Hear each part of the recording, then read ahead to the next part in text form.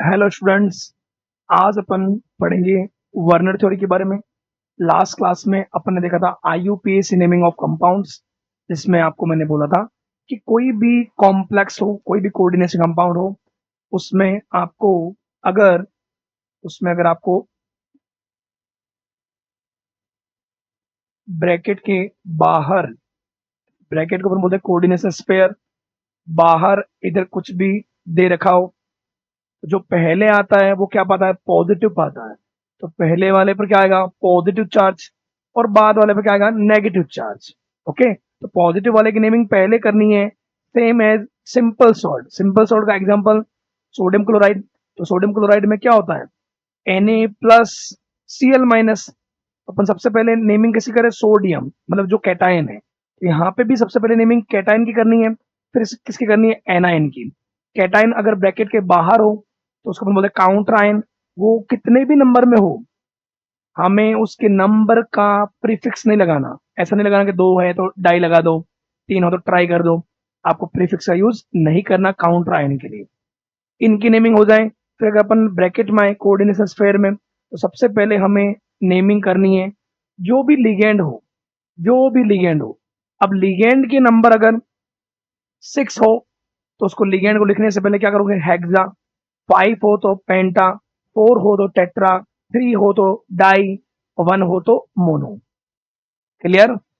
और अगर कई बार ऐसा हो कि लिगेंड के नाम में ही आ जाए डाई ट्राइवर्ड, जैसे ethylene die amine, di methyl glyoxime, ये अगर वर्ड आ जाए तो हमें फिर अगर उनके नंबर 2 हो, जैसे एथिलीन डाइमीन किसी में आ गया, एथिलीन डाइमीन किसी में ऐसा आ गया कि एथिलीन डाइमीन के नंबर कितना आ गए? 2 आ गए, तो हमें फिर इसकी नेमिंग करने से पहले हमें क्या लगाना पड़ेगा? बिस। अगर यहाँ पे एथिलीन डाइमीन 3 हो जाए तो हमें इसको लिखने से पहले क्या लगोगे? Tris ethylene diamine copper second. 4 हो जाए तो टेट्राकिस, 5 हो तो पेंटाकिस, उस अकॉर्डिंग ध्यान रखना है। लिगेंड की नेमिंग हो जाए, फिर अगर कुछ भी नहीं रहा हो तो हमें किसका करना है? Central metal. किसका? सेंट्रल मेटल के साथ उसका क्या? Oxidation state. अब कई बार ऐसा है, अगर कोऑर्डिनेशन स्क्वायर ब्रैकेट से पहले कोई ना कोई है, तो मतलब ब्रैकेट पर क्या आएगा? नेगेटिव। तो अगर ब्रैकेट पर नेगेटिव आ रहा है तो जो सेंट्रल मेटल है उसके नेम के पीछे क्या लगाओगे आप? 8। और इसका नेम भी कौन सा? Greek word. जैसे आयरन है तो आयरन को बोला था क्या? फेरस या फेरिक। तो अगर यहाँ नेगेटिव आ रहा है तो उसको बोलना है फेरेट। सिल्वर है, अर्जेंटेट। Hg मर्क्यूरी है तो मर्क्यूरेट। कोबाल्ट है तो कोबाल्टेट। जिंक है तो जिंकेट। ये आपको ध्यान रखना है। ओके, इसके अलावा आपको ध्यान रखना है, जो ये लिगेंड है, लिगेंड के ऊपर भी अगर चार्ज होता है, नेगेटिव चार्ज होता है, तो लिगेंड के नेम के पीछे क्या लगाना है? ओ। जैसे फ्लोराइड है तो फ्लोरिडो या फ्लोरो, क्लोरीन है तो क्लोरिडो या क्लोरो, साइनाइड है तो साइनाइडो या साइनो, ऑक्साइड है तो ऑक्सीडो या ऑक्सो। ठीक है, O2-2 को अपन बोलते हैं परऑक्सो, इसको परऑक्साइड, उसको बोलना है परऑक्सो या परऑक्सीडो। O2-1 को मैंने बताया था आपको सुपर ऑक्साइड, तो उसको बोलना है सुपर ऑक्सीडो। क्लियर? तो ये थोड़ा सा अपने को ध्यान रखना है यहाँ पे। तो सबसे पहले counter ion, then ligand, ligand के बाद में सेंट्रल मेटल, सेंट्रल मेटल की ऑक्सीडेशन स्टेट। कई बार ऐसा हो कि कोई जो बाहर वाला काउंटर आयन बाद में हो, तो फिर बाद वाले पर तो क्या आता है? नेगेटिव। पहले वाले पे क्या आता है? पॉजिटिव। तो अगर ब्रैकेट के ऊपर पॉजिटिव है या न्यूट्रल है तो फिर सेंट्रल एटम का जो नाम है वो यूज करना है। अगर जैसे ये, अगर मान लो ये कंपाउंड होता है तो हमें इसकी नेमिंग क्या करनी है? हेक्सा एमाइन कोबाल्ट थर्ड, और फिर बाहर क्या बोलना है? क्लोराइड। तो ये अपन ने लास्ट क्लास में देखा था आईयूपीएसी नेमिंग के बारे में। तो अच्छे से उस लेक्चर को देखो, उसमें जो भी डाउट है वो पूछो आराम से, जितनी जैसे भी जितना डाउट हो, और जितनी प्रैक्टिस कर सकते हो। वो तो प्रैक्टिस वाला टॉपिक है, उसमें जितनी प्रैक्टिस करोगे उतनी कम है। तो सारे रूल्स लगेंगे। लास्ट में हमने उसमें बोला था कि ऐसे कंपाउंड भी होते हैं जिसमें यहाँ मेटल है और बीच में यहाँ पे अगर लिगेंड होगा इसको बोलते हैं ब्रिज लिगेंड। ब्रिज लिगेंड को लिखने से पहले किसका यूज करेंगे अपन, म्यू प्रीफिक्स का। ओके, तो ये भी थोड़ा सा जानना, इनको अपन बोलते हैं पॉलीन्यूक्लियर। क्या बोलते हैं, पॉलीन्यूक्लियर। ओके, नेक्स्ट आज अपन पढ़ रहे हैं वर्नर थ्योरी।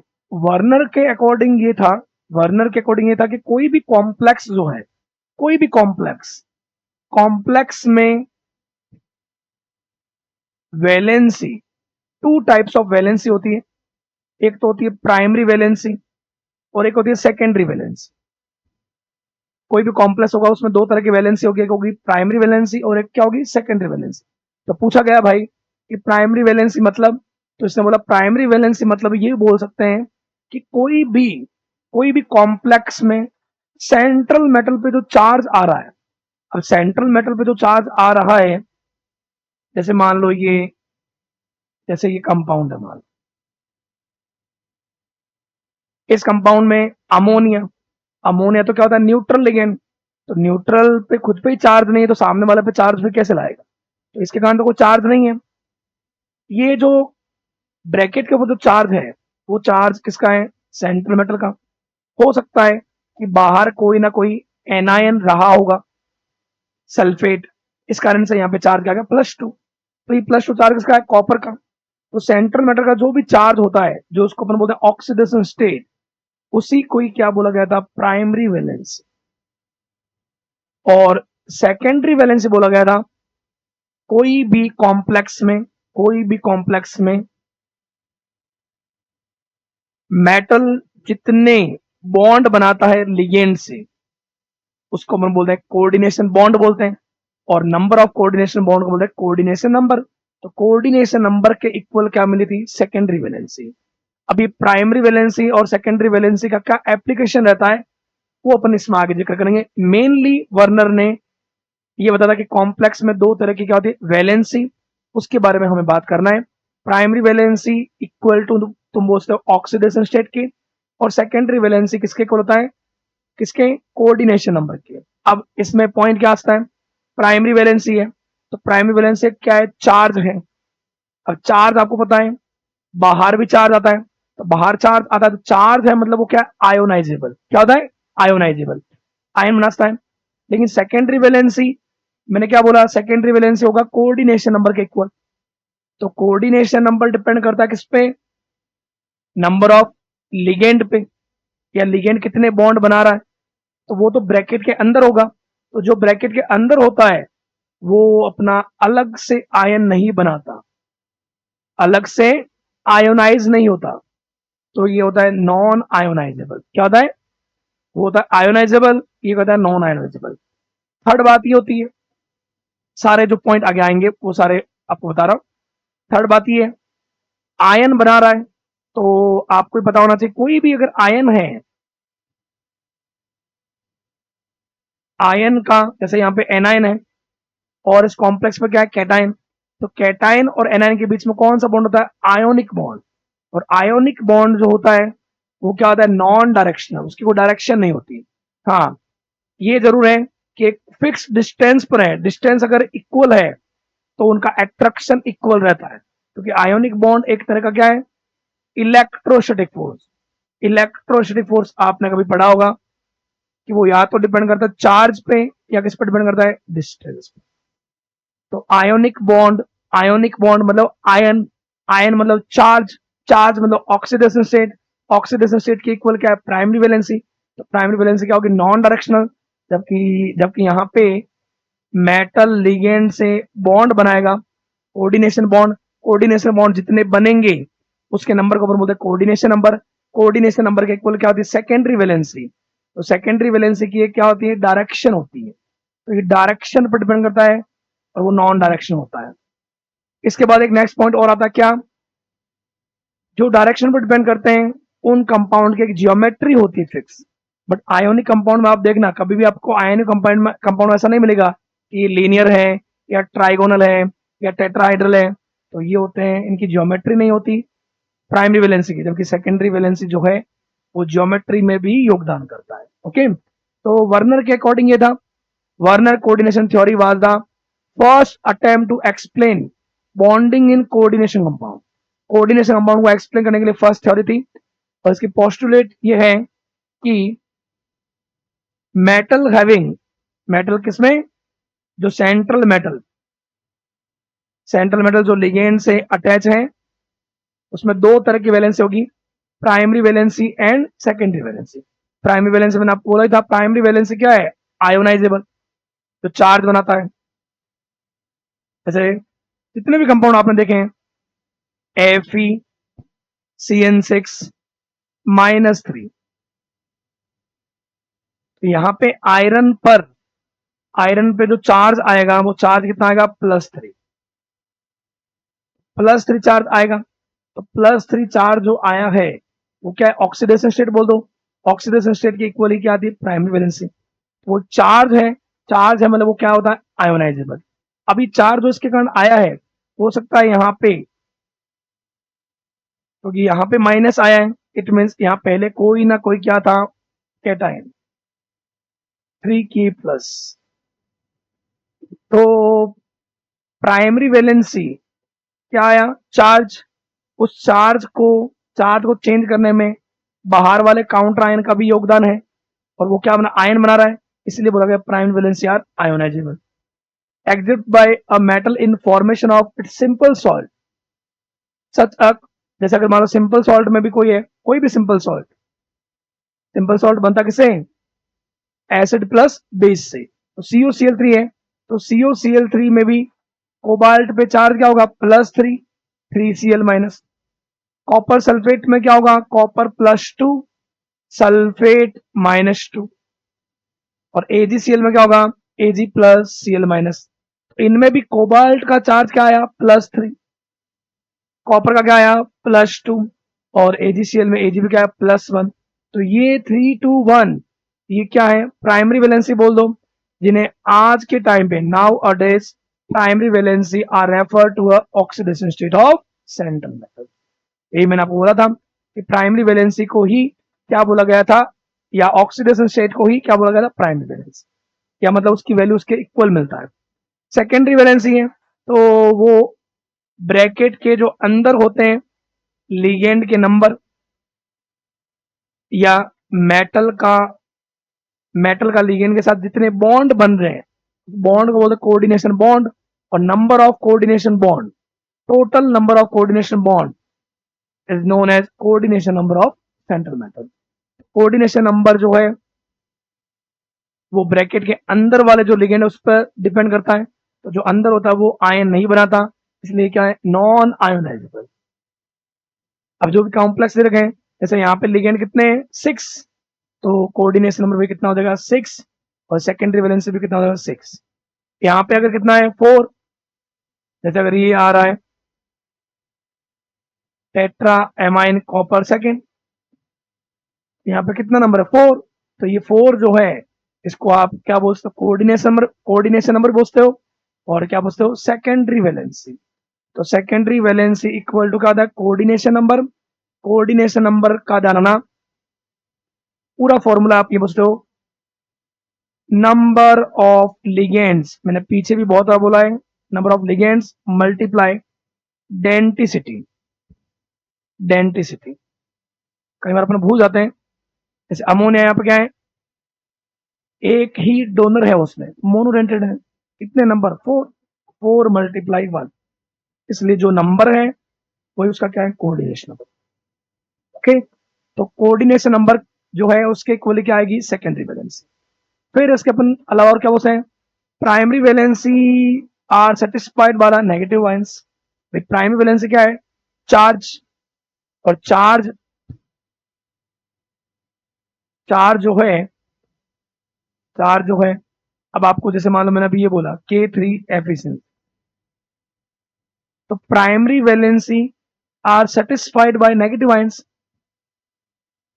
एक पोटेशियम पे चार्ज कितना होता है, +1, कितना होता है, +1। 3 पोटेशियम पर कितना हो गया, 3K+। आयरन यहाँ पे किस पर है, +3 पर। तो टोटल कैटायन टोटल कितना हो गया, +6। तो उसको +6 को बैलेंस कौन कर रहा है, माइनस वाले, तो माइनस वाला नेगेटिव आयंस। यही बोला गया है, जो प्राइमरी वैलेंसी है, primary linkage are satisfied by negative ions. Okay, और सेकेंडरी वैलेंसी है, तो सेकेंडरी वैलेंसी में उसको बैलेंस करने वाला यहाँ पे लिगेंड जो है नेगेटिव भी हो सकता है, लिगेंड कई बार न्यूट्रल भी हो सकता है। जैसे मान लो कई बार ऐसा आ जाए, मान लो ऐसा है, अब यहाँ पे मैं अगर बेटा बोलूं तो ये +3 चार्ज है, बाहर हो सकता है क्या हो, Cl3। तो अब देख लो, ये +3 चार्ज किस पे है, सेंट्रल मेटल पे। तो ये तो क्या हो गया, ऑक्सीडेशन स्टेट। ये क्या हो गया, प्राइमरी वैलेंसी। इसको बैलेंस कौन कर रहा है, क्लोरीन। और सेकेंडरी वैलेंसी, ये क्या है, सेकेंडरी वैलेंसी। तो सेकेंडरी वैलेंसी इक्वल होता है कोऑर्डिनेशन नंबर के, तो उसको बैलेंस कौन कर रहा है, अमोनिया। अमोनिया क्या है, न्यूट्रल मॉलिक्यूल्स। तो इसलिए बोला गया है कि सेकेंडरी वैलेंसी जो है, secondary valency satisfied by neutral भी हो सकता है, नेगेटिव भी हो सकता है, और कभी कभार पॉजिटिव भी हो, मतलब डिफरेंस बोल सकते हो आप प्राइमरी वैलेंसी और सेकेंडरी वैलेंसी के according. Every metal atom ion has a fix number of secondary valency. हाँ, कोऑर्डिनेशन नंबर का ऐसा भी है, अपन जब बोल रहे हैं कि सेकेंडरी वैलेंसी जो है वो किसके इक्वल होती है, कोऑर्डिनेशन नंबर की। तो कोऑर्डिनेशन नंबर ध्यान रखना है हमें, कोऑर्डिनेशन नंबर किसी भी मेटल के लिए फिक्स रहता है, चेंज नहीं होता। जैसे अगर 3D सीरीज वाले हैं, तो 3D सीरीज वाले जो भी है, 3D series, 3D series metal coordination number maximum 6 हो सकती है, 6 से ज्यादा नहीं जाएगी। लेकिन अगर 4D या 5D सीरीज है तो उनमें कई बार ऐसा है कि 7 या 8 भी जा सकती है। तो 3D सीरीज में आपको 6 तक, 6 बॉन्ड तक मिलेगा। अब 6 बॉन्ड बनता है तो ज्योमेट्री ऑक्टाहाइड्रल होती है, तो ऑक्टाहाइड्रल तक मिल सकता है आपको।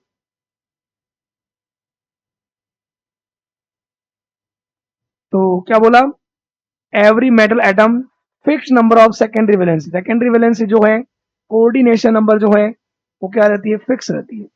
लेकिन अगर अपन बात करें प्राइमरी वैलेंसी जो होती है, जो ऑक्सीडेशन स्टेट, वो तो चेंज भी हो सकती है। तो ऑक्सीडेशन स्टेट थोड़ी वेरिएबल होती है, बट ये लगभग जनरली फिक्स होती है।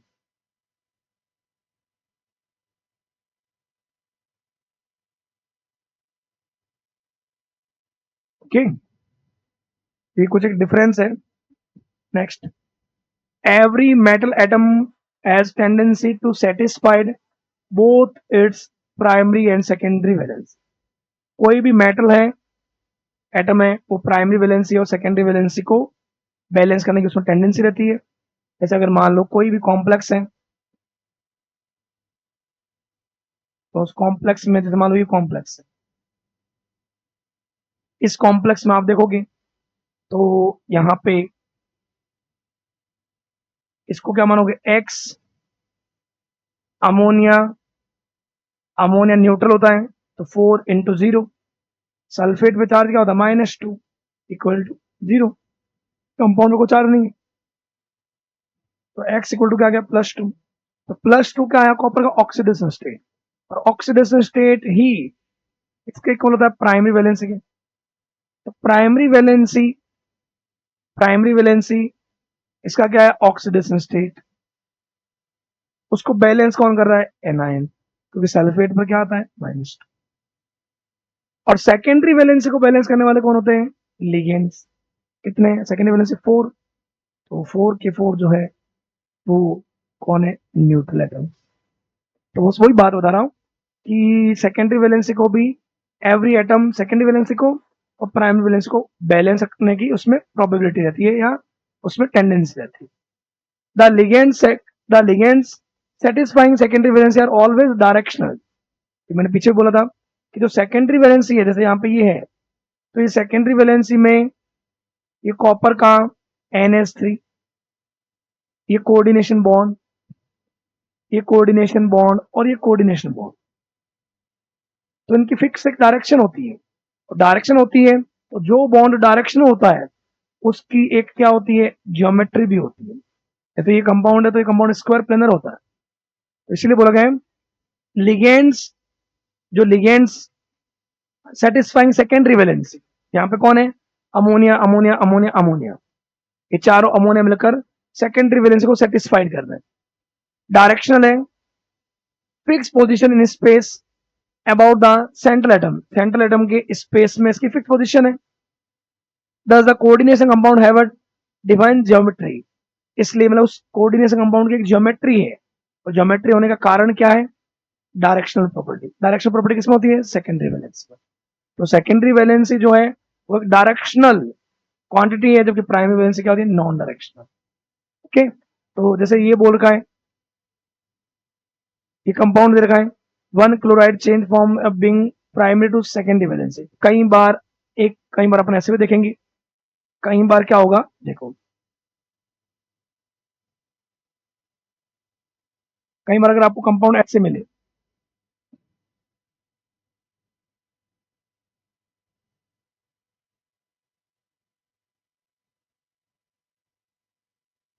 इसमें क्या है कि इसमें क्लोरीन, क्लोरीन के पास चार्ज है, तो चार्ज इस पर नेगेटिव है, तो उतना ही इस पर क्या लगेगा, पॉजिटिव। तो जो चार्ज में चेंज करता है वो ऑक्सीडेशन स्टेट में चेंज करेगा। ऑक्सीडेशन स्टेट इक्वल टू क्या होता है, प्राइमरी वैलेंसी। तो क्लोरीन में चार्ज है, मतलब इसमें प्राइमरी वैलेंसी वाला कैरेक्टर है, तो अगर ये ब्रैकेट के अंदर है, तो ब्रैकेट के अंदर है तो ये लोन पेयर देकर कौन सा बॉन्ड बना रहा है, कोऑर्डिनेशन बॉन्ड बना रहा है। तो कोऑर्डिनेशन बॉन्ड बना रहा है मतलब ये बिहेव किसकी तरह कर रहा है, सेकेंडरी वैलेंस की। तो कई बार ऐसा होता है कि प्राइमरी वैलेंसी बिहेव करती है सेकेंडरी वैलेंसी की तरह। तो इनको जब रिप्रेजेंटेशन किया था ना, तो रिप्रेजेंटेशन भी एक बता देता हूँ। जैसे मान लो एक कंपाउंड है, इसमें अगर इसकी कई बार स्ट्रक्चर बना रखी हो और आपको स्ट्रक्चर के बेसिस पे पहचानना हो कौन सी प्राइमरी वैलेंसी है, कौन सी सेकेंडरी वैलेंसी है, और कौन सी प्राइमरी वैलेंसी सेकेंडरी वैलेंसी की तरह वर्क कर रहा है, तो कैसे बताया जाएगा इसमें, ये कोबाल्ट है, जितने भी ब्रैकेट के अंदर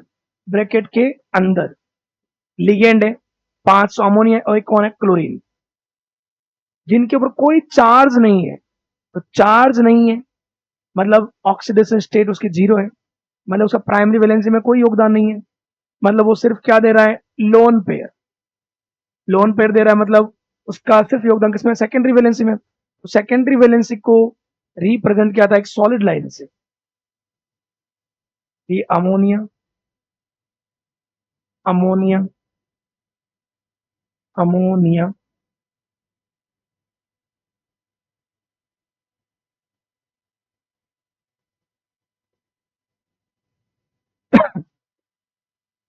बट ये जो क्लोरीन है इसके पास चार्ज भी है, और ये लोन पेयर यहाँ पे डोनेट कर रहा है। तो इसको डिफरेंशिएट करने के लिए क्या होता है, सॉलिड लाइन के साथ आपको मिलेगा क्या, डैश डैश। तो सॉलिड लाइन के साथ अगर डैश डैश मिले, इट मींस वो प्राइमरी वैलेंसी थी, लेकिन वो बिहेव किसकी तरह कर रहा है, सेकेंडरी वैलेंसी। और जब आपको सिंपल ये लिखा हुआ हो dash dash dash dash dash dash dash,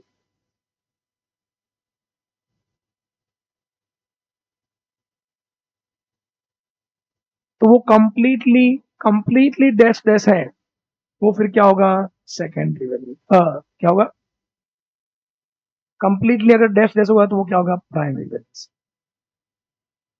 primary valency वाले बाहर होंगे तो बाहर वालों को है तो क्या मतलब आयंस, आयंस बनेगा तभी तो अपन बोलते हैं आयोनाइजेबल। आयोनाइजेबल कौन होती है, प्राइमरी वैलेंसी। आयोनाइजेबल कौन नहीं होती, सेकेंडरी वैलेंसी। इसलिए क्लोरीन अंदर है तो ये आयन नहीं बना रहा है, इसलिए ये किसकी तरफ ये हो रहा है, सेकेंडरी वैलेंसी। तो ये देख सकते हो आप, इसमें आप इसमें आप ये लिख भी सकते हो, ऐसे नोट भी कर सकते हो कि डैश डैश वाला है प्राइमरी वैलेंसी, सॉलिड लाइन है वो है कंप्लीटली सेकेंडरी वैलेंसी, और सॉलिड लाइन के साथ डैश डैश है, सॉलिड लाइन के साथ अगर डैश डैश है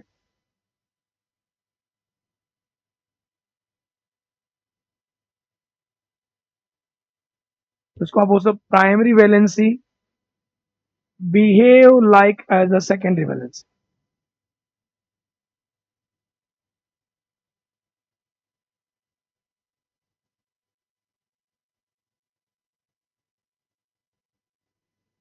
behave like a secondary valency.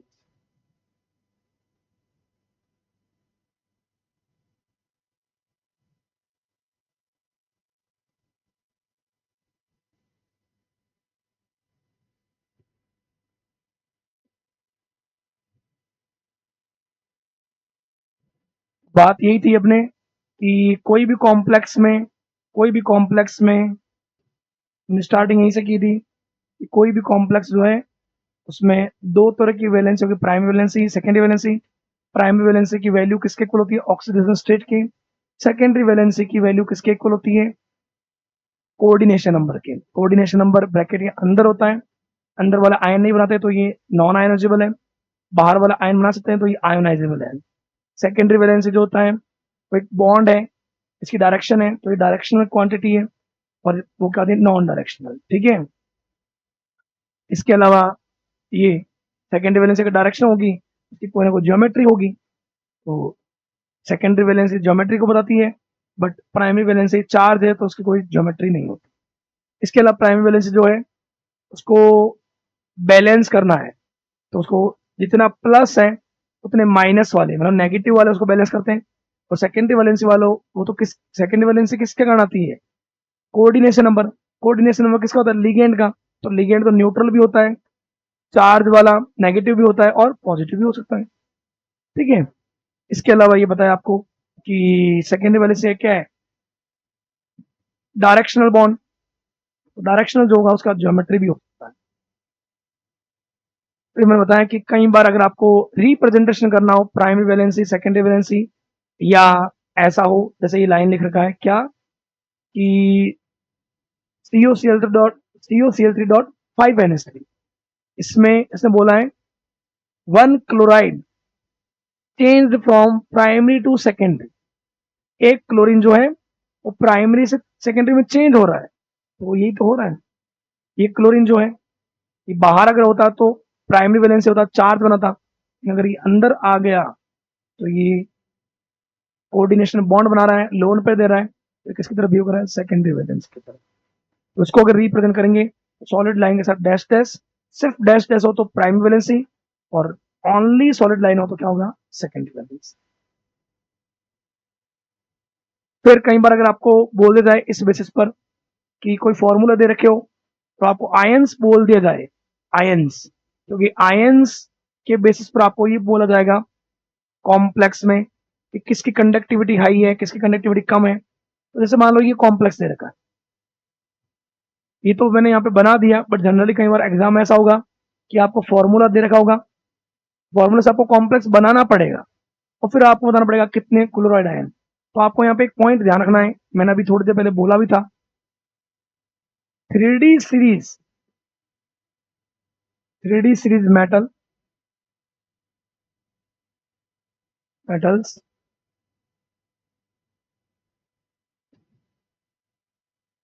इसमें यहाँ पे ये देखो generally 3D series metals having having coordination number equal to 6। खासकर कोबाल्ट अगर है तो कोबाल्ट अगर +3 में होगा, कोबाल्ट +3 में होगा तो कोबाल्ट अगर +3 है तो इट मीन्स वो मेटल कितने से जुड़ा हुआ है? 6 लिगेंड से। कितने से? 6 से। अब बात यह है कि यहाँ पे अमोनिया भी है और कौन है? क्लोरीन। अमोनिया और क्लोरीन में डोनेशन पावर, लोन पर देने की जो पावर होती है वो अमोनिया की हाई होती है। ये अभी आपको याद रखना, आगे मैं बताऊंगा, इसका भी एक ऑर्डर रहता है। अमोनिया की हाई होती है, तो अमोनिया अच्छा लिगेंड है एज कंपेयर टू क्लोरीन। तो अमोनिया कितने हैं? 6। और कोबाल्ट+3 का कोऑर्डिनेशन नंबर भी क्या है? 6। तो बस वही बात है, इस कारण से ब्रैकेट के अंदर अमोनिया कितना आ गए? 6। क्लोरीन सारे कहाँ आ गए? बाहर। और बाहर वाले ही तो क्या होते हैं? आयोनाइज। क्या होते हैं? आयोनाइज। तो बाहर वाले अगर आयोनाइज हो रहे हैं तो एक क्लोरीन पे क्या आता है? Cl-, तो 3 क्लोरीन पे क्या आएगा? 3Cl-। और कॉम्प्लेक्स कॉम्प्लेक्स पे क्या आएगा? प्लस। तो फर्स्ट वाले कॉम्प्लेक्स में बाहर क्लोराइड कितने हैं? 3, इसलिए क्लोराइड आयन कितने बने? 3। टोटल अगर आयन्स पूछे, टोटल आयन, एक हो गया कॉम्प्लेक्स का आयन, 3 हो गए क्लोराइड के आयन, टोटल आयन्स इनमें कई बार आता है टोटल आयंस पूछ सकते हैं या उसके बेसिस पे कंडक्टिविटी पूछ सकते हैं। तो यहाँ पे टोटल आयंस कितने हैं 4, उसमें से क्लोराइड कितने हैं 3। सेकंड वाला है, सेकंड वाले में थोड़ा सा गलत ये है, ये सेकंड वाले में यहाँ पे टोटली 10 नहीं, यहाँ पे जो क्लोराइड है वो होना चाहिए 3 होना चाहिए,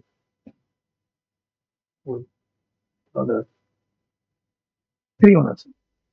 अब बात अमोनिया कितने 5 है, क्लोराइड कितने 3 है, तो आपको वही बात क्या बोला मैंने अभी, यहाँ पे भी आप देखोगे अमोनिया पे चार्ज क्या है 0, न्यूट्रल है, बट क्लोरीन कितने हैं 3 है, तो एक क्लोरीन पे क्या आएगा -1, 3 क्लोरीन पे क्या आएगा -3, तो यहाँ पर भी कोबाल्ट क्या होगा +3, तो कोबाल्ट अगर +3 होगा तो वो ब्रैकेट के अंदर कितना होना चाहिए 6, लेकिन अमोनिया तो सिर्फ 5 ही है, तो 5 तो हो गया अमोनिया, एक आ जाएगा क्लोरीन, टोटल कितना होगा 6, टोटल अंदर 6 होना चाहिए अगर कोबाल्ट +3 में है तो।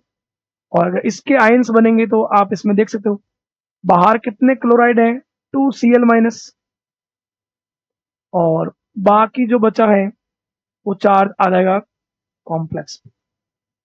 तो टोटल अगर आयंस बोला जाए, टोटल आयंस 2 क्लोरीन के एक कॉम्प्लेक्स, टोटल आयन कितने आ गए 3, क्लोराइड आयन पूछा जाए तो कितना आएंगे 2।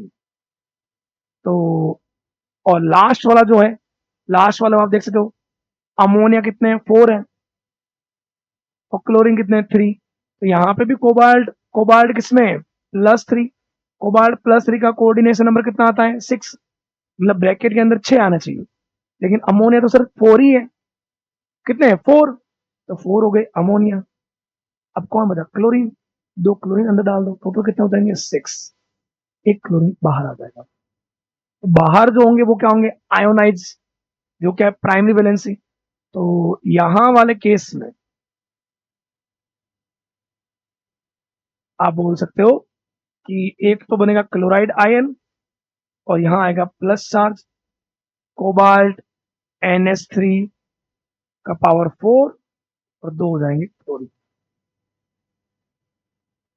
तो आप देख सकते हो, देखो क्लोरीन के नंबर कम हो रहे हैं, क्लोरीन के नंबर कम हो रहे हैं, तो आप इस पे भी आगे क्वेश्चन आएगा कि इन सभी कंपाउंड को आपको रिएक्शन करवानी पड़ेगी, मान लो सिल्वर नाइट्रेट से, किससे सिल्वर नाइट्रेट AgNO3, तो AgNO3 से क्या आएगा Ag प्लस, प्लस वाले को क्या चाहिए माइनस, तो माइनस यहाँ पे किस पे क्लोरीन, तो यहाँ पे क्लोरीन कितने हैं 3, यहाँ क्लोरीन कितने हैं 2, यहाँ क्लोरीन कितना 1, तो जहां क्लोरीन ज्यादा आएंगे वहां पे Ag प्लस भी ज्यादा आएंगे, क्योंकि AgNO3 वो एक्सिस में लेगा, तो AgCl वहां पे जहां पे 3 आएंगे वहां पे 3 मोल्स ऑफ AgCl बनेगा, जहां बाहर 2 क्लोरीन होंगे वहां 2 AgCl बनेगा, और जहां 1 Cl होगा वहां पे 1 मोल ऑफ AgCl बनेगा। तो ये भी क्वेश्चंस बनते हैं कि कॉम्प्लेक्स में आप पहचाने कि कौन सा ऐसा कॉम्प्लेक्स है जो 3 मोल्स ऑफ AgCl बना रहा है, कौन 2 मोल्स ऑफ AgCl बना रहा है, तो अपन कुछ क्वेश्चन देख भी लेंगे। ओके, तो मेन बात ये है हमें यहाँ पे ये पता होना चाहिए इनके लिए कि 3D सीरीज वाले जो मेटल है उनकी 3D सीरीज वाले अगर +3 चार्ज में, +3 में, तो उनका कोऑर्डिनेशन में कितना होता है 6, ठीक है। कहीं +2 में भी होता है, जैसे निकल +2 है उनका 6 होता है, बट जनरली अगर +3 में तो 6 होता ही है। ओके, यहाँ पे अगर आए अपन प्लेटिनम, इन सब में अगर आप देखोगे, देखो यहाँ पे भी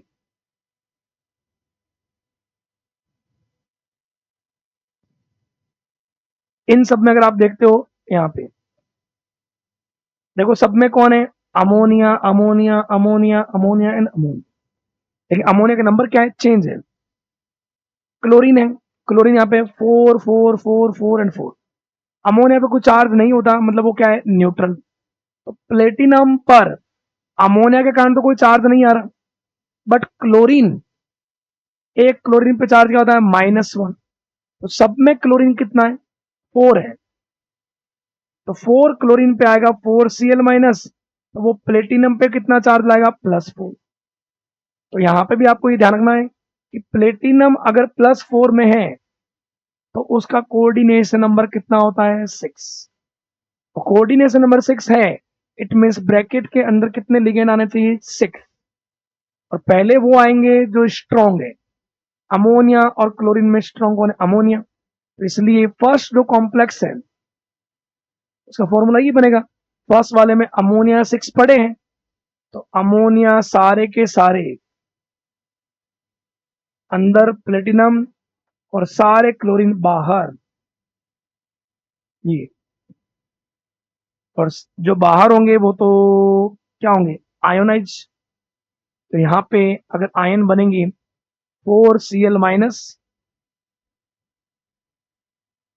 4Cl माइनस और कॉम्प्लेक्स पे आएगा +4।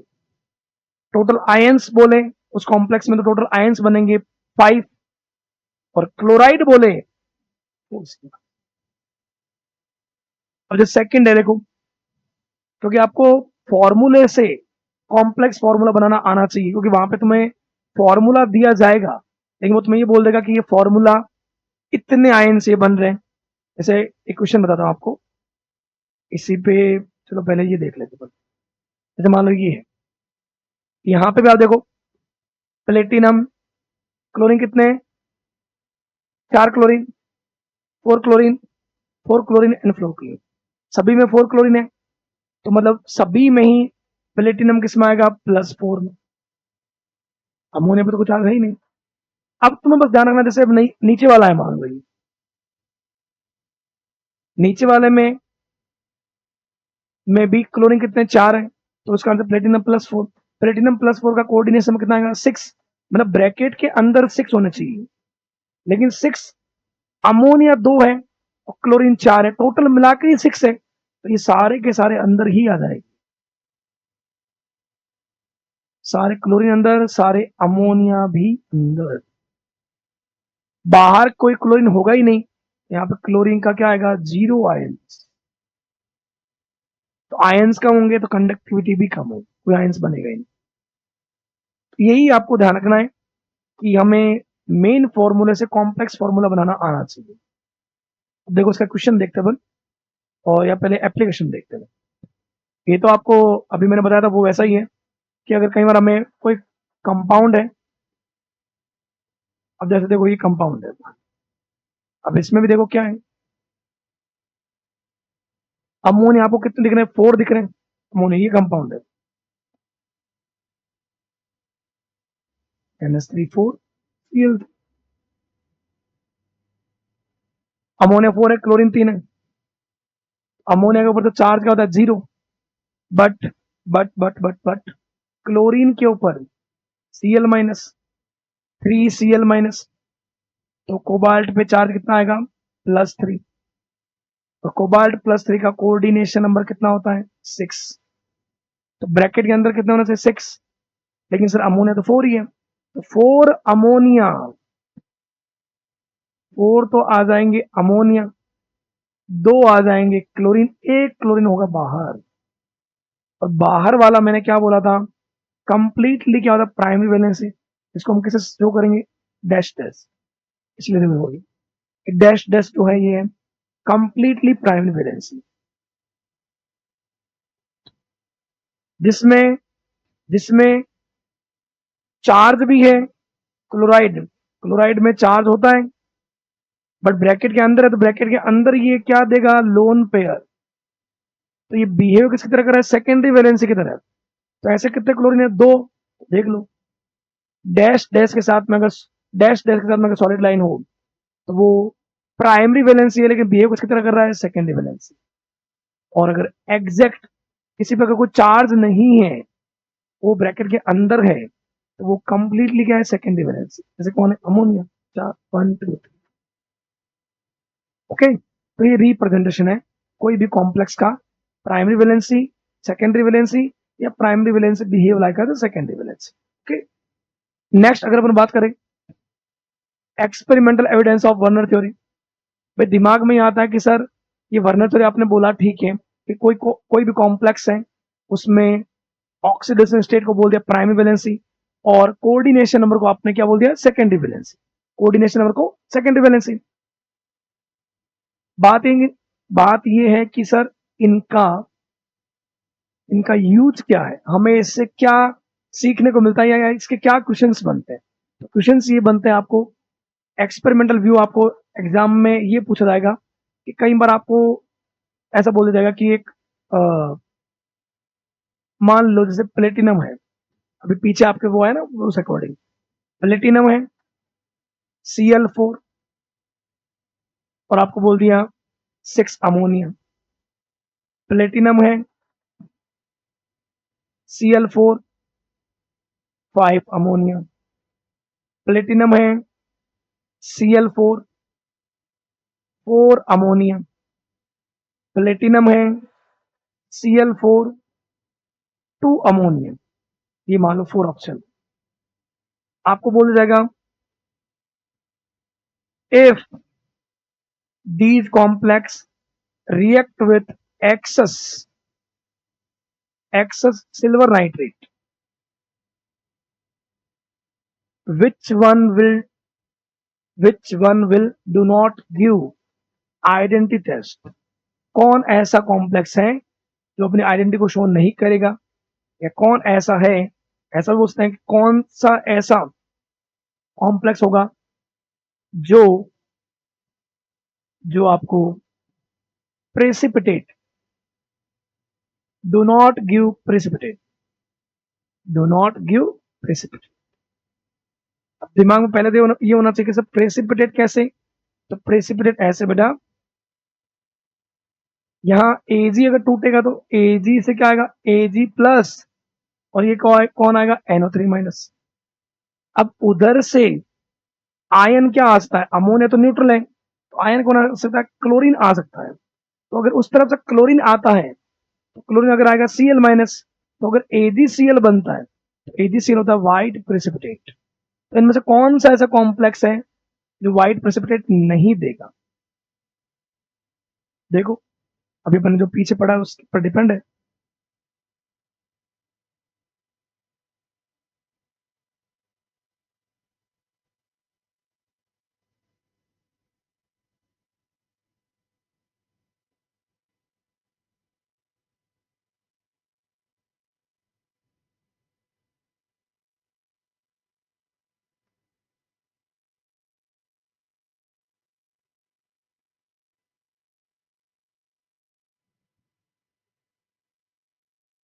देखो जैसे मैंने फर्स्ट है ऑप्शन मान लो, तो ये ऑप्शन ही मानते हो। मैंने आपको अभी पीछे क्या बोला, सबसे पहले आपको ये देखना है सेंटर मेटा का चार्ज। सब में सेंटर मेटा कौन है, प्लेटिनम है। सब में अमोनिया है और क्लोरीन है। तो अमोनिया के ऊपर तो कोई चार्ज होता नहीं है, न्यूट्रल है, बट क्लोरीन पे चार्ज है। क्लोरीन यहाँ पे भी 4 है, 4 है, 4 एंड 4 है। तो एक क्लोरीन पे चार्ज कितना होता है -1, तो 4 क्लोरीन पे क्या होगा -4। तो प्लेटिनम पे कितना होगा +4। तो इन सभी में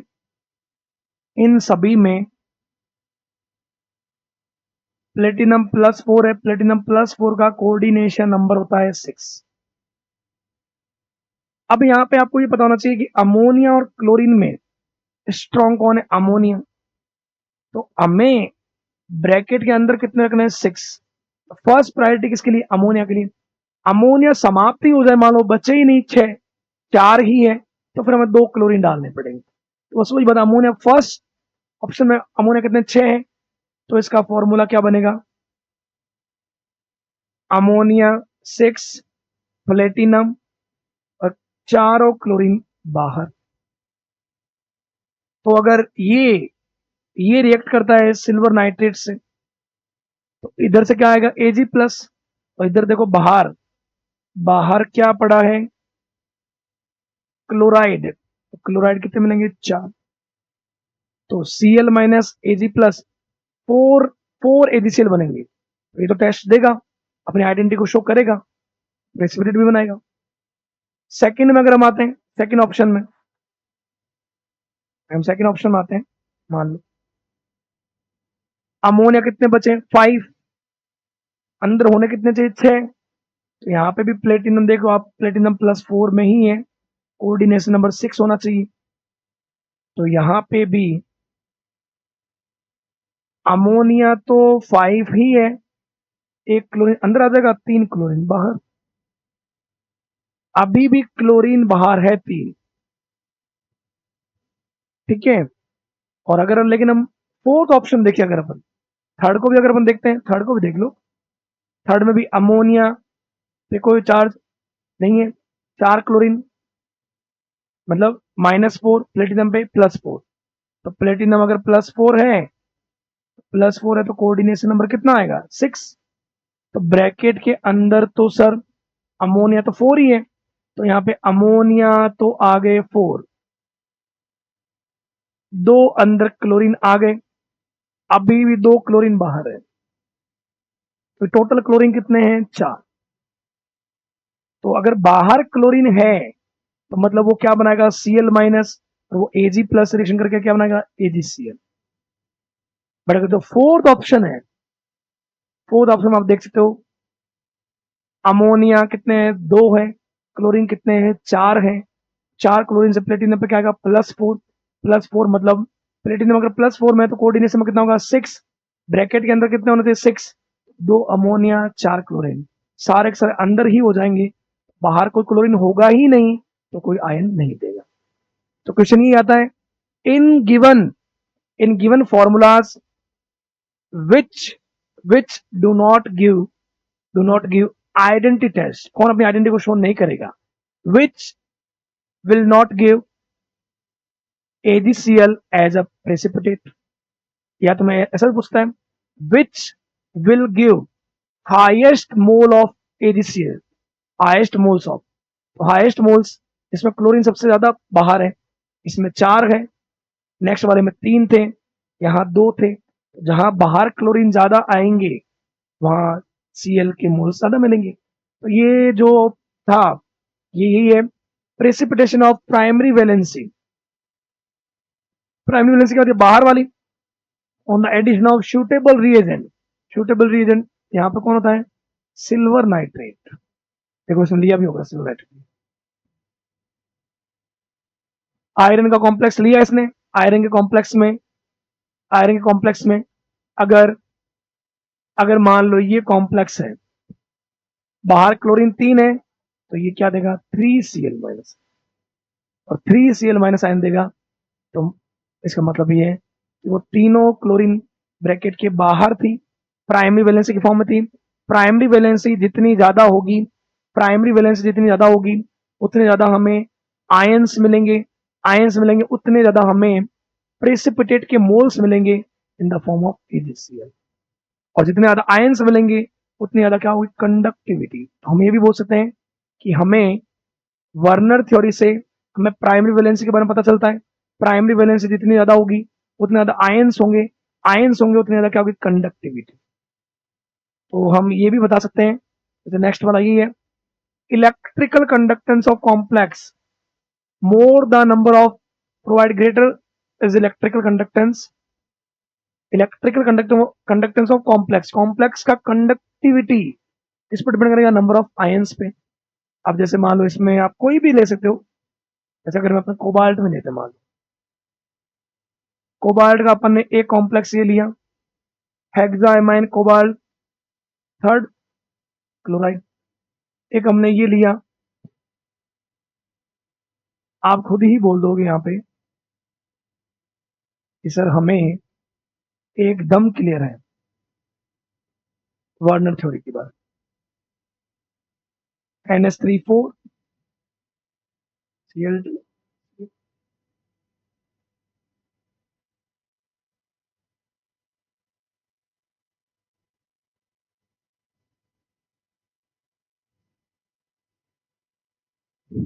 आपको ये बोला जाए, ये 4 ऑप्शन है मान लो, और बोला जाए in given complex in given complex which one will not give AgCl as a PPT when when all compound react with silver nitrate. अगर हम इन सबकी रिएक्शन सिल्वर नाइट्रेट से कराएंगे तो कौन सा ऐसा कॉम्प्लेक्स है जो AgCl नहीं देगा।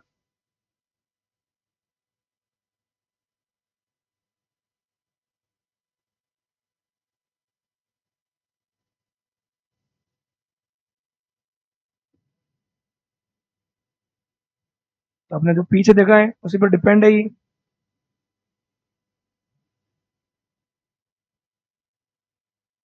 यहाँ बाहर कितने क्लोरीन है? 3। बाहर वाले क्या होता है? प्राइमरी वैलेंसी, वही क्या होता है? आयंस। तो यहाँ बाहर कितने हैं? 3Cl-। यहाँ बाहर कितने हैं? 2Cl-। यहाँ बाहर कितना है? Cl-। और यहाँ कोई बाहर है ही नहीं, तो जिसमें बाहर Cl- ही नहीं है वो कैसे Ag+ रिएक्शन करेगा? तो ये जो है ये AgCl नहीं देगा, सिल्वर नाइट्रेट के साथ टेस्ट नहीं देगा, अपनी आइडेंटिटी को शो नहीं करेगा। ओके, सबसे ज्यादा किसमें? इसमें इसमें मैक्सिमम नंबर ऑफ आयंस मिलेंगे, कंडक्टिविटी मैक्सिमम होगी, मिनिमम इसकी हो जाएगी। Okay, maximum number of Cl है तो मैक्सिमम नंबर ऑफ यहां से कौन आएंगे? Ag, क्योंकि ये एक्सेस लेते हैं, एक्सेस सिल्वरनाइट।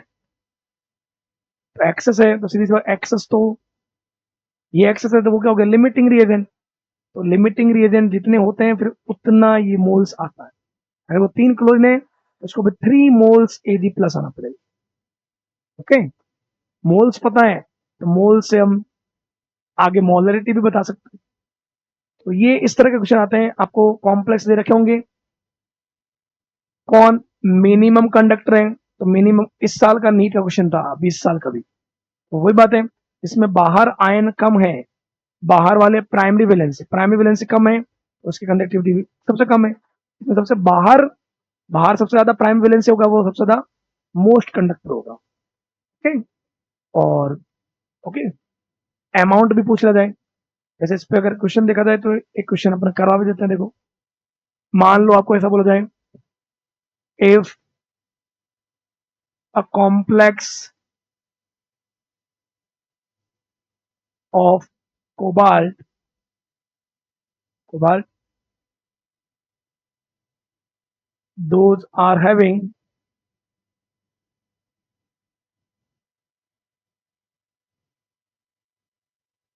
5 ammonia 5 ammonia, 1 chlorine या 5 ammonia, और आपको बोल दिया जाए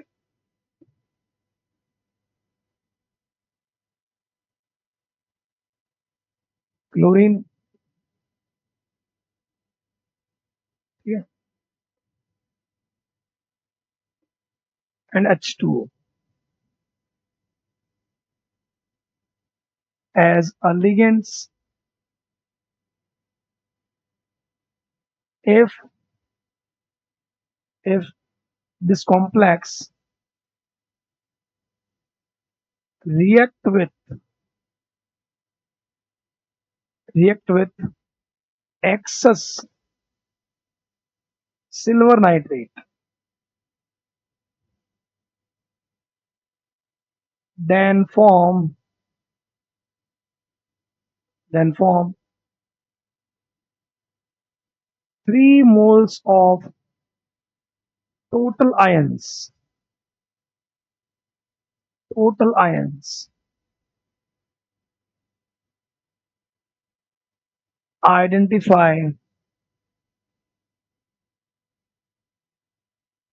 complex formula।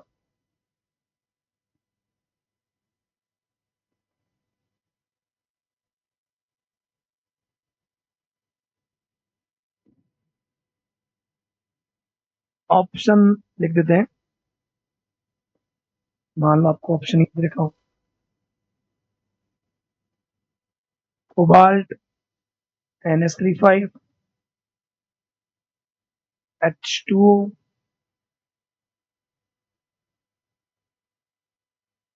Cl।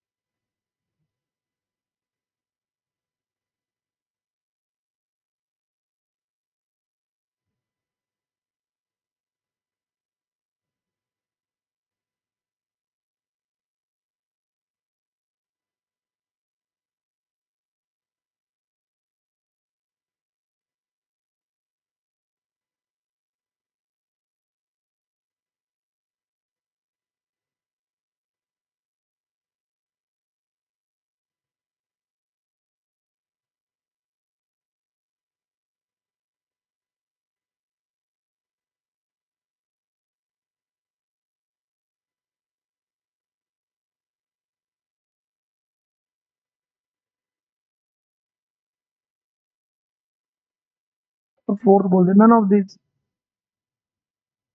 आपको ये दे रखा है, एक कॉम्प्लेक्स है कोबाल्ट का, 5 अमोनिया है, 3ClH2 है, और ये सारे मतलब लिगेंड्स हैं।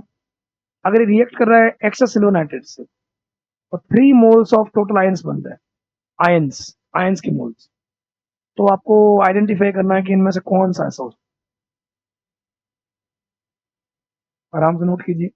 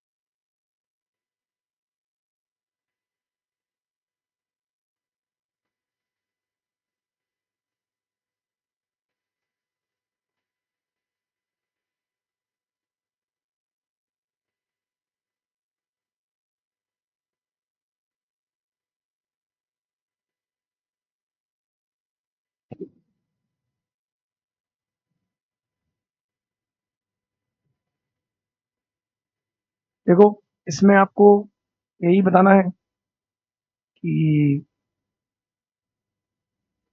कितने आयंस बन रहे हैं। 3 मोल्स ऑफ आयंस। आपको अगर फर्स्ट कॉम्प्लेक्स देखा जाए, तो फर्स्ट कॉम्प्लेक्स में क्लोरीन, बाहर जो क्लोरीन होता है वही तो आयंस बनाते हैं। 3 क्लोरीन क्या बनेगा, 3Cl-। जितने क्लोरीन पे माइनस आएगा उतना कॉम्प्लेक्स पे +3। तो कॉम्प्लेक्स वाला भी तो एक क्या है, तो कोऑर्डिनेट स्फीयर, उस पे भी तो क्या आ रहा है, +3, वो भी एक आयन है। तो एक आयन, ये 3 क्लोरीन, यहाँ पे 4 आयन्स बन गए। हमें वो ढूंढना है जिसमें कितने ions, 3 moles of total ions. Second में अमोनिया न्यूट्रल होता है, H2 भी न्यूट्रल होता है, Cl- और कॉम्प्लेक्स पे आयन 2 आयन। और थर्ड जो है उसमें क्लोरीन कितने, 2 है, 2Cl- कॉम्प्लेक्स पे क्या था, प्लस। तो ये आपको ध्यान रखना है इस तरह से कि आपको इस तरह के क्वेश्चन आपको मिलेंगे। यहाँ मैंने मोल्स लिया है, कई बार आपको होता है मोल से वो ग्राम पूछ लिया जाए, ऐसा भी होता है। कुछ अपन देखेंगे, अपन प्रीवियस के क्वेश्चंस करेंगे तो वहां पे मैं बताऊंगा कि ग्राम के अकॉर्डिंग कैसे पूछा जाता है। ठीक है, तो ये मोस्टली आपको जानना है। भाई वही है कि जैसे तुम्हें मोल्स निकालें, तो मोल्स आपको पता है, मोल्स इक्वल टू क्या आता है, वेट इन ग्राम अपॉन क्या करना है, मॉलिक्यूलर वेट। तो जितने मोल्स आए उसको मॉलिक्यूलर वेट से मल्टीप्लाई कर देना, वो क्या आता है, ग्राम आ जाएगा आपको, इस तरह। ठीक, तो ये जो है ये वर्नर थ्योरी था। वर्नर थ्योरी में मेनली आपको ये जानना है, वर्नर थ्योरी के अकॉर्डिंग कोई भी कॉम्प्लेक्स में 2 तरह की वैलेंसी होती है, primary and secondary. Primary valency oxidation state के इक्वल होगा, सेकेंडरी वैलेंसी कोऑर्डिनेशन नंबर की। प्राइमरी वैलेंसी एक चार्ज है तो चार्ज का कोई डायरेक्शन नहीं होता, तो वो नॉन डायरेक्शनल। कोऑर्डिनेशन नंबर है तो वो एक कोऑर्डिनेशन बॉन्ड बनता है, उसकी डायरेक्शन रहती है। डायरेक्शनल है तो वो ज्योमेट्री में भी उसका योगदान होता है, प्राइमरी वैलेंसी का ज्योमेट्री में कोई योगदान नहीं है। Primary valency plus charge, metal पे प्लस चार्ज, जनरली वो बैलेंस होती है नेगेटिव आयन से। सेकेंडरी वैलेंसी होता है कोऑर्डिनेशन नंबर से। कोऑर्डिनेशन बॉन्ड तो नेगेटिव लिगेंड भी बना रहा है, पॉजिटिव बना रहा है, न्यूट्रल बना रहा है, तो वो नेगेटिव पॉजिटिव न्यूट्रल कोई भी लिगेंड उसको बैलेंस करता है। ओके, फिर वर्नर थ्योरी का सर यूज क्या है, तो वर्नर थ्योरी के बेसिस पर हमें थोड़ा सा बस ये ध्यान रखना है कि हमें कई बार कोई भी अगर कॉम्प्लेक्स को अगर हम रिप्रेजेंट कर रहे हैं, तो कॉम्प्लेक्स में जो बाहर जितने आयंस होंगे, प्राइमरी वैलेंसी जितनी ज्यादा होगी उतने ज्यादा आयंस बनेंगे, उतनी ज्यादा उस कंपाउंड की क्या होगी, कंडक्टिविटी हाई होगी। क्या होगी, कंडक्टिविटी। तो कंडक्टिविटी हाई होगी तो कई बार आपको इस बेसिस पर ऐसा भी बोला जा सकता है कि कौन सा कॉम्प्लेक्स जो है वो हाई मोल्स ऑफ क्या देगा आपको, AgCl। क्योंकि ये जरूर आएगा आपके पास, ऐसा क्वेश्चन जरूर आएगा which one will give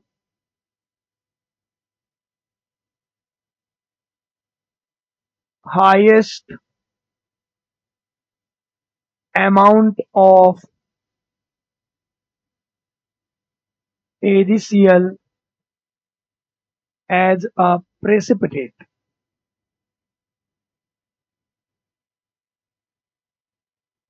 when complex react with excess silver nitrate. अब आपको इसमें कोई भी कॉम्प्लेक्स दिया सकता है, मान लो यही दे दिया FeH2O6 Cl3, मान लो ये दे दिया, ठीक है।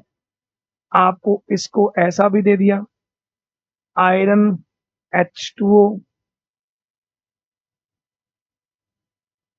5 Cl3,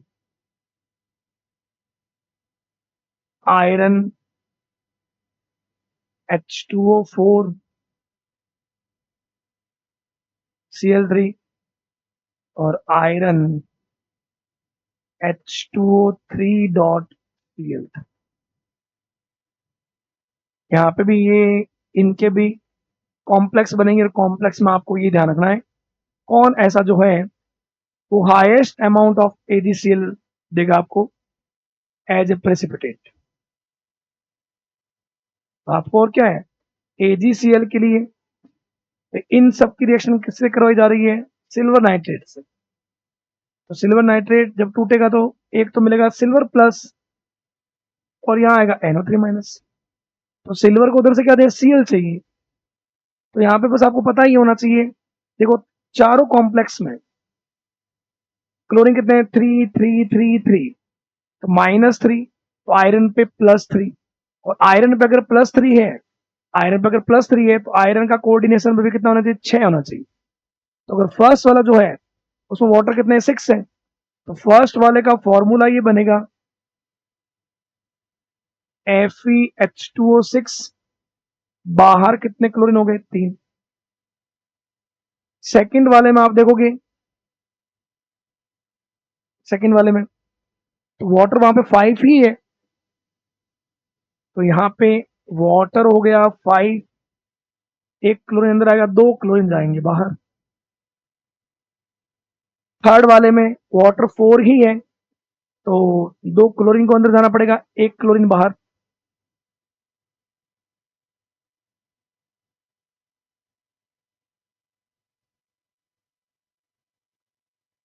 और लास्ट वाले में तो आयरन +3 का कोऑर्डिनेशन 6, 3 क्लोरीन 3 वाटर सारे ही अंदर हो, कोई बाहर होगा ही नहीं। जहां बाहर क्लोरीन ज्यादा होंगे तो Cl माइनस बनाएंगे और इधर से क्या आएगा Ag+, तो AgCl ज्यादा बनेगा, तो AgCl के मोल्स ज्यादा बनेंगे, मोल्स बनेंगे ज्यादा तो मोल्स के ग्राम भी ज्यादा बनेंगे।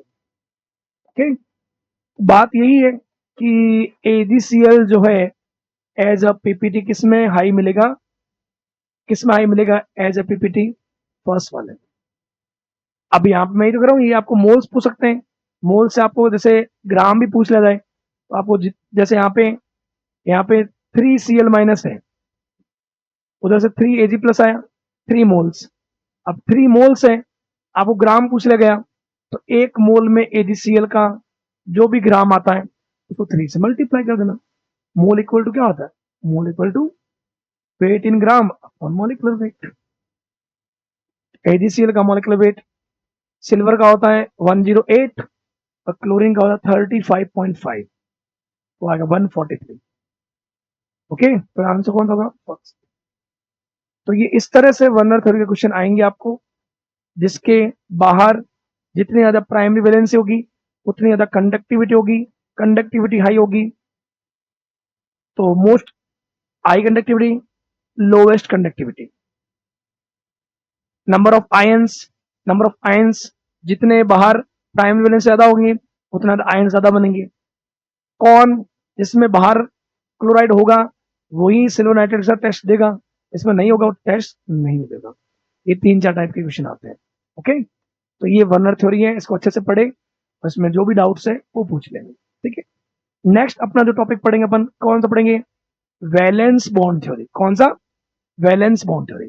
तो वैलेंस बॉन्ड थ्योरी में मेन बात आपको पता होना चाहिए क्या, अगर एक कॉम्प्लेक्स में, एक कॉम्प्लेक्स की वैलेंस बॉन्ड थ्योरी के ऊपर बात करें, अगर कोई भी कॉम्प्लेक्स है, मेटल है, यहाँ पे लिगेंड है, लिगेंड के नंबर है, नंबर के ऊपर बोलते हैं कोऑर्डिनेशन नंबर।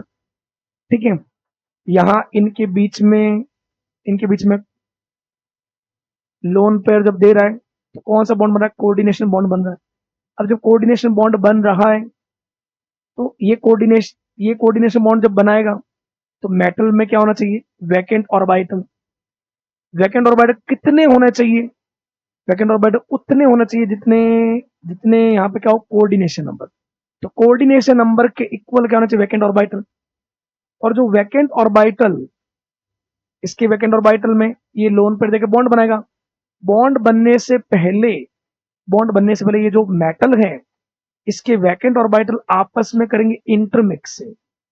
उस इंटरमिक्सिंग, ऑर्बिटल की इंटरमिक्सिंग को अपन क्या बोलते हैं, हाइब्रिडाइजेशन। वो हाइब्रिड ऑर्बिटल लिगेंड के ऑर्बिटल से क्या करेगा, ओवरलैपिंग, और ओवरलैपिंग होकर कौन सा बॉन्ड बना, कोऑर्डिनेशन बॉन्ड। तो कोऑर्डिनेशन बॉन्ड बनने से पहले मेटल के ऑर्बिटल क्या होंगे, इंटरमिक्स। अब बात यही तो है कि सर कितने इंटरमिक्स होंगे, तो वो इंटरमिक्सिंग पता चलेगा कोऑर्डिनेशन नंबर से। अगर जैसे किसी में ऐसा है कि कोऑर्डिनेशन नंबर, किसी में अगर कोऑर्डिनेशन नंबर 2 है तो सिल्वर के 2 वैकेंट ऑर्बिटल, एक एस और एक पी, इंटरमिक्सिंग करेंगे। इंटरमिक्सिंग को बोलते हैं हाइब्रिडाइजेशन। तो इसका आएगा एसपी हाइब्रिड ऑर्बिटल साइनाइड के जो लोन पेयर रखने वाला ऑर्बिटल के बीच में क्या होगी, ओवरलैपिंग। तो कौन सा बॉन्ड बनेगा, कोऑर्डिनेशन। तो कोऑर्डिनेशन बॉन्ड बनने के लिए एक के पास क्या होना चाहिए, लोन पेयर, दूसरे के पास क्या होना चाहिए, वैकेंट ऑर्बिटल। तो वो जो वैकेंट ऑर्बिटल है वो पहले इंटरमिक्सिंग करते हैं और हाइब्रिड ऑर्बिटल बनाते हैं। वो हाइब्रिड ऑर्बिटल ओवरलैपिंग करेंगे किसके साथ, लिगेंड के ऑर्बिटल के साथ। किसके साथ, लिगेंड के ऑर्बिटल। अब कई बार ऐसा भी इसमें होगा, कई बार कुछ कॉम्प्लेक्स ऐसे होंगे जिसमें जिसमें कॉम्प्लेक्स में कोई ना कोई इलेक्ट्रॉन अनपेड मिलेगा। तो अनपेड मिलेगा तो उन कॉम्प्लेक्स की नेचर होगी कि वो मैग्नेटिक फील्ड जो है उसकी लाइंस को अपनी तरफ अट्रैक्ट करेगा। तो ऐसे कॉम्प्लेक्स अपन बोलते हैं पैरामैग्नेटिक कॉम्प्लेक्स। तो कब कब ऐसा होगा, जब उसमें अनपेड इलेक्ट्रॉन मिलेगा। कई बार उसमें अनपेड इलेक्ट्रॉन थे लेकिन वो पेयरिंग कर लेते हैं। तो पेयरिंग कब करेगा, पेयरिंग कब नहीं करेगा, ये डिपेंड करेगा लिगेंड पे। लिगेंड का भी यहाँ पे आपको याद रखना पड़ेगा, लिगेंड जो होते हैं वो भी लिगेंड भी, कुछ लिगेंड जो जो अनपेड इलेक्ट्रॉन की पेयरिंग कर देवे उनको बोला गया था स्ट्रॉन्ग लिगेंड। और जो पेयरिंग नहीं कर पाते जैसे क्लोराइड, फ्लोराइड, ब्रोमाइड, इनका देखा गया था ये जब भी कॉम्प्लेक्स में थे तो वहां पे अनपेड इलेक्ट्रॉन अनपेड की फॉर्म में ही पड़े रहे, पेयरिंग नहीं हुई, तो उनको क्या बोला गया था, वीक लिगेंड्स। वीबीटी का कुछ चीजों को एक्सप्लेन करती है, किसको एक्सप्लेन करती है, मेटल और लिगेंड के बीच में कोऑर्डिनेशन बॉन्डिंग को। मेनली हमें वीबीटी से कोऑर्डिनेशन कॉम्प्लेक्स के हाइब्रिडाइजेशन के बारे में इंफॉर्मेशन मिलती है कि कौन सा कॉम्प्लेक्स जो है उसमें कितने ऑर्बिटल मिक्स होंगे और वो मिक्स होकर कौन सी ज्योमेट्री बनाएंगे, इसके बारे में हमें थोड़ा मिलता है। किसने बताया था इसके बारे में, this theory was mainly developed by Linnaeus polling. और इसके भाई जो मेन फीचर्स है, मेन पॉइंट्स है, जैसे मैंने अभी बोला वैसे पॉइंट है कि अगर किसी भी कॉम्प्लेक्स में होगा तो कॉम्प्लेक्स में लिगेंड और मेटल के बीच में कौन सा बॉन्ड बनेगा, कोऑर्डिनेशन बॉन्ड। कितने कोऑर्डिनेशन बॉन्ड बनेंगे वो डिपेंड करेगा कोऑर्डिनेशन नंबर पे। बॉन्ड बनने से पहले क्या होगा, बॉन्ड बनने से पहले जितना कोऑर्डिनेशन नंबर है उतना मेटल के वैकेंट ऑर्बिटल क्या करेंगे, इंटरमिक्सिंग। इंटरमिक्सिंग को अपन बोलते हैं हाइब्रिडाइजेशन। वो हाइब्रिड ऑर्बिटल फिर इससे क्या करेंगे, ओवरलैपिंग, तब कोऑर्डिनेशन बॉन्ड बनेगा। तो क्या हाइब्रिडाइजेशन होगा, या कभी कभी हम ऐसे देखेंगे कि हाइब्रिडाइजेशन में अंदर वाले डी, जैसे अंदर वाले 3D है, तो अंदर वाले डी है वो वो क्या करें, इंटरमिक्सिंग। तो ऐसे कॉम्प्लेक्स के लिए वर्ड आएगा इनर ऑर्बिटल कॉम्प्लेक्स। किसी किसी में अंदर वाले इंटरमिक्स नहीं और बाहर वाले डी होंगे तो उनको बोलेगा आउटर ऑर्बिटल कॉम्प्लेक्स।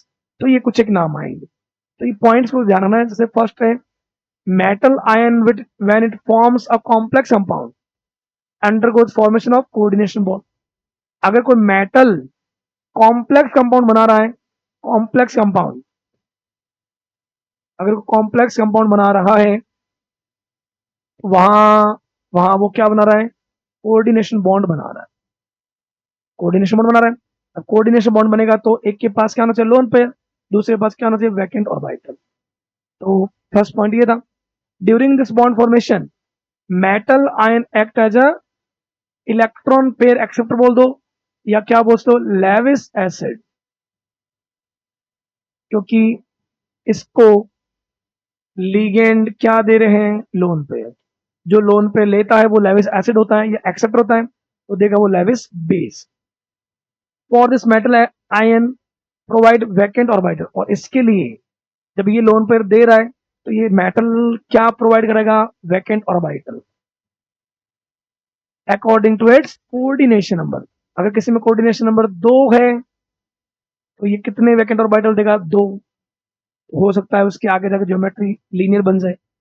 किसी में अगर कोऑर्डिनेशन नंबर 3 है तो ये वैकेंट ऑर्बिटल कितने देगा, 3। 4 होंगे तो 4 देगा। तो वो जो भी वैकेंट ऑर्बिटल ये अवेलेबल करवाएगा वो किस पर डिपेंड करेगा, वो डिपेंड करेगा कोऑर्डिनेशन नंबर।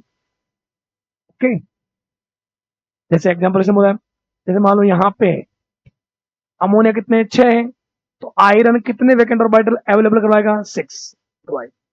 यहाँ कितना है, 4 है, तो मतलब ऐसा बोल सकते हो आप कि वैकेंट ऑर्बिटल इक्वल टू किसके होगा, कोऑर्डिनेशन नंबर। और वैकेंट ऑर्बिटल क्या करेंगे, इंटरमिक्सिंग। इंटरमिक्सिंग को अपन बोलते हैं हाइब्रिडाइजेशन। तो अगर 2 ऑर्बिटल इंटरमिक्स होते हैं sp, 3 होंगे तो 1 s 2 p sp2, 4 होंगे तो 1 s और 3 p sp3। यहाँ एक वर्ड और आएगा dsp2, वो अपन देखेंगे, dsp2 और d2sp3। ठीक है, तो ये थोड़े बात वर्ड नहीं आएंगे। दीज वैकेंट ऑर्बिटल्स क्या करेंगे, हाइब्रिडाइजेशन, इंटरमिक्सिंग करेंगे। एक मैं जैसे एग्जांपल आपको देता हूं, थोड़ा सा ध्यान रखिए। जैसे यहाँ पे क्या बोले अपन, जैसे मान लो आपको ये बोल दिया, ये मान लो है सेंट्रल मेटल कौन है, जिंक है। तो जिंक आता है, जिंक आता है 30 नंबर पे। जिंक का सबसे आउटर कॉन्फ़िगरेशन क्या होता है, 3d10 फॉरेस्ट होता है। आपको पता है ये तो न्यूट्रल है, लेकिन इसमें चार्ज क्या आ रहा है, +2 आ रहा है। तो यहां तक इसका कॉन्फ़िगरेशन क्या था, 1 2 3 4 एंड 5 6 7 8 9 एंड 10, जो भी 4s2, ये 2 इलेक्ट्रॉन तो निकल गए। ये क्या है, वैकेंट पड़ा है। 4s के बाहर 4p भी तो होता है, क्योंकि जिंक आता है फोर्थ पीरियड में, पीरियोडिक टेबल में। फोर्थ पीरियड वाले में तो 4s भी होगा, 4p भी होगा, 4d भी होगा, और आगे 4f भी होगा। तो ये भी वैकेंट है, ये भी वैकेंट है। तो वैकेंट ऑर्बिटल कितने अवेलेबल करवाएगा, वैकेंट ऑर्बिटल उतने अवेलेबल करवाएगा जितना क्या होगा, कोऑर्डिनेशन नंबर। कोऑर्डिनेशन नंबर कितना है, 4। ये वैकेंट ऑर्बिटल क्या करेंगे, इंटरमिक्सिंग। ऑर्बिटल की इंटरमिक्सिंग को अपन क्या बोलते हैं, हाइब्रिडाइजेशन। हाइब्रिडाइजेशन। तो 1s और 3p क्या हो जाएगा, sp3। ये sp3 ऑर्बिटल उतने ही बनते हैं जितने क्या हो, इंटरमिक्स। अब ये जो अब ये जो हाइब्रिड ऑर्बिटल जो बनेंगे, ये hybrid orbital, vacant hybrid orbital, उस अमोनिया से क्या लेंगे, लोन पेयर, और कौन सा बॉन्ड बनाएंगे, कोऑर्डिनेशन बॉन्ड बनाएंगे। तो कोऑर्डिनेशन बॉन्ड बनने से पहले वैकेंट ऑर्बिटल में क्या होता है, इंटरमिक्सिंग, इसको अपन बोलते हैं हाइब्रिडाइजेशन। हाइब्रिडाइजेशन क्या होगा, किस पर डिपेंड करेगा, कोऑर्डिनेशन, उस अकॉर्डिंग वो क्या होंगे, इंटरमिक्स। ओके, तो ये एक एग्जांपल इस लाइन का बोलते हो, vacant orbitals undergoes hybridisation before bond formation with ligand. ये जो है ये बना है हाइब्रिड ऑर्बिट,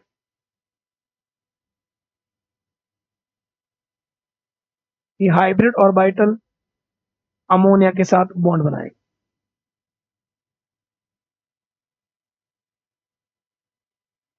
sp3 में आपको पता है ये टेट्राइडर होता है, इसको हमें समझा सकते हो, यहाँ पे देखो 1 2 3, ये 4, ये वैकेंट है, और वो जो अमोनिया है, अमोनिया लोन पेयर देकर कोऑर्डिनेशन बॉन्ड बनाएगा, अमोनिया लोन पेयर देकर कोऑर्डिनेशन बॉन्ड बनाएगा, चार उदय बन जाए। तो sp3 में ज्योमेट्री क्या होती है, टेट्राइड। बात यही है कि बॉन्ड बाद में बनता है, बॉन्ड बनने से पहले ऑर्बिटल की मिक्सिंग होती है।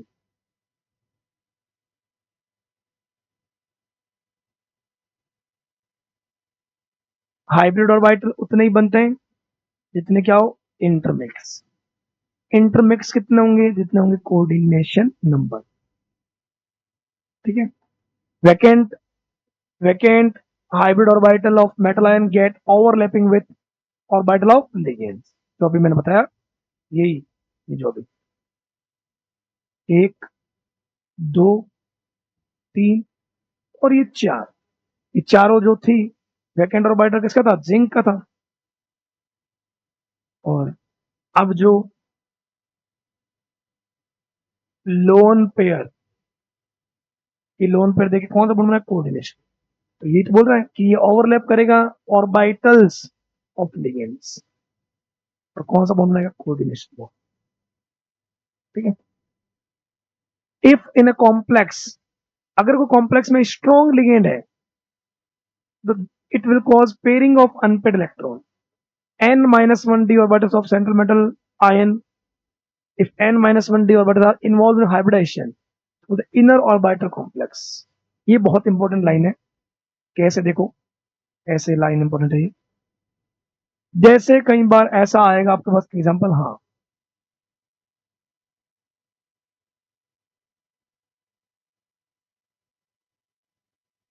आपको किसी भी कॉम्प्लेक्स में अगर cyanide, CO, ammonia, ethylene die amine, है ना, फॉस्फीन,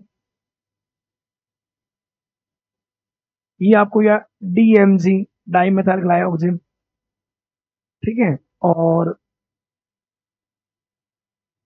मोस्टली तो ये C2H4, NO2 माइनस,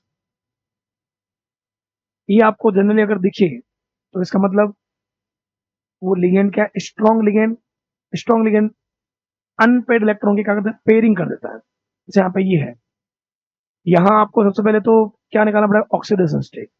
आप यहाँ पे ऑक्सीडेशन स्टेट निकालोगे तो आपको बस आएगा निकल +2 आएगा, वही इसको एक्स मानना है, साइनाइड पे -1 है तो उस अकॉर्डिंग करोगे। निकल आपको पता होना चाहिए, निकल आता है 28 नंबर पे, 28 पे, तो 28 पे आ रहा है, तो निकल का कॉन्फ़िगरेशन आर्गन 3d8 4s2, ये निकल का होता है। निकल +2 है, तो +2 में 2 इलेक्ट्रॉन ये निकल जाएंगे, तो ये रहेगा 1 2 3 4 एंड 5 6 7 एंड 8।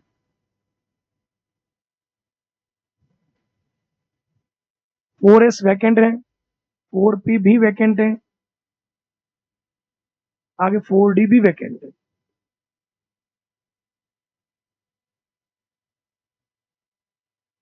हमें जितना कोऑर्डिनेशन नंबर है, कोऑर्डिनेशन नंबर के इक्वल हमें क्या चाहिए, वैकेंट ऑर्बिटल।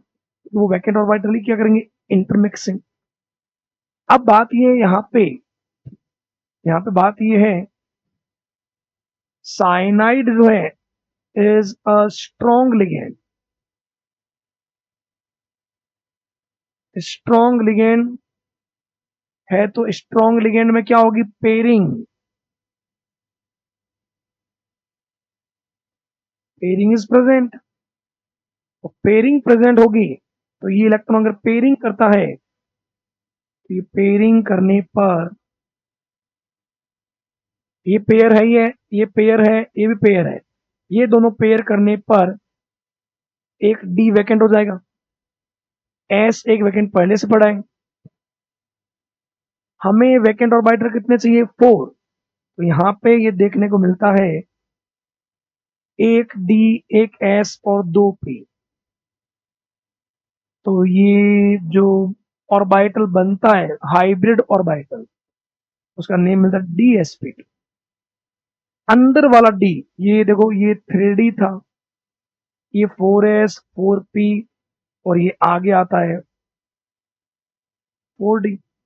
अंदर वाला अगर डी पार्टिसिपेट करता है हाइब्रिडाइजेशन में तो उसको बोलते हैं inner orbital complex.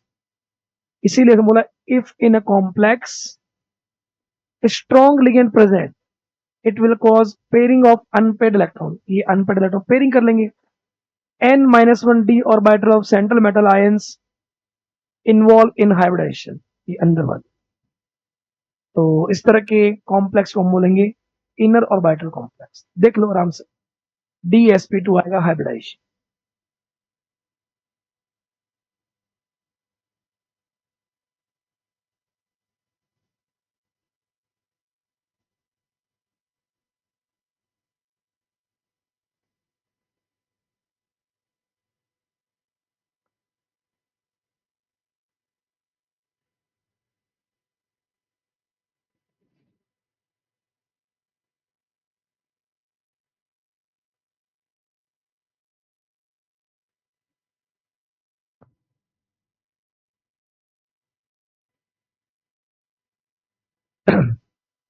Next next अगर लाइन ये है कि अगर कॉम्प्लेक्स में वीक लिगेंड है, किसी कॉम्प्लेक्स में वीक लिगेंड होता है तो पेयरिंग absent होता है, अनपेड इलेक्ट्रॉन पेयरिंग नहीं करता है। पेयरिंग अगर नहीं करता है तो उस समय फिर हो सकता है आउटर ऑर्बिटल। जैसे अगर इसका एग्जांपल एक देखते हैं, मान लो आपको कॉम्प्लेक्स ये देखा हो कोबाल्ट F6-, जब भी आपको fluorine, chlorine, bromine, iodine, thiocyanate, oxalate, ये जनरली या वाटर भी आपको जनरली मिलते हैं, तो ये वीक लिगेंड होते हैं, इनमें अनपेड इलेक्ट्रॉन पेयरिंग नहीं करता है। तो पेयरिंग नहीं करता है तो क्या होता है, देखो जैसे मान लो से ये कंपाउंड है, इसमें आपको वही, इसको एक्स मानो, 6 फ्लोरीन है तो 6 फ्लोरीन से -6 और बाहर -3 है, तो यहाँ कोबाल्ट का आपको चार्ज मिलेगा +3। कोबाल्ट आपको पता ही है, कोबाल्ट आता है 27 पे।